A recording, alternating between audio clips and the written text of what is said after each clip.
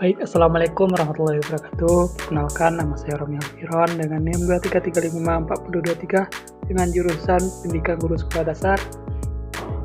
Baik, saya akan membuat video tentang membaca untuk memenuhi nilai tugas keterampilan berbahasa Indonesia.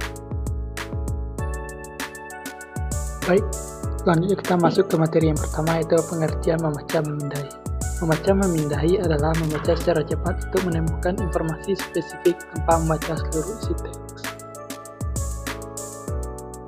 Selanjutnya kita masuk ke tujuan membaca memindai. Tujuan membaca memindai yang pertama yaitu menghemat waktu saat membaca teks panjang. Yang kedua yaitu dapat mendapatkan informasi secara cepat dan tepat. Dan yang ketiga yaitu menyelesaikan tugas dengan efisien seperti menjawab pertanyaan berdasarkan teks. Baik, kita masuk ke cara membaca memindai.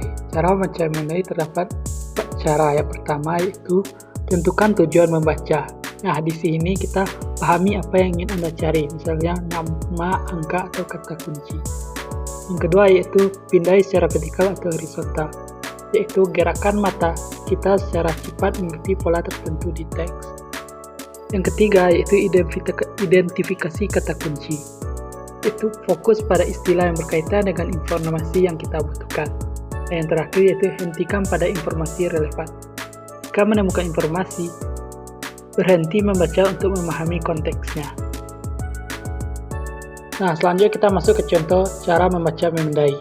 Dari teks yang telah disediakan, maka kita disuruh untuk menentukan tanggal berapa Indonesia merdeka, berapa jumlah anggota BPU PKI.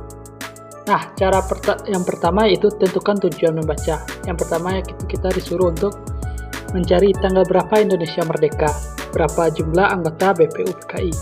Yang kedua yaitu pindai secara vertikal dan horizontal, yaitu kita fokuskan gerak mata kita terhadap kata kunci, yaitu tanggal dan jumlah. Selanjutnya yaitu kita masuk ke identifikasi kata kunci. Dari teks yang disediakan, maka kita akan menemukan kata kunci yaitu tanggal dan jumlah.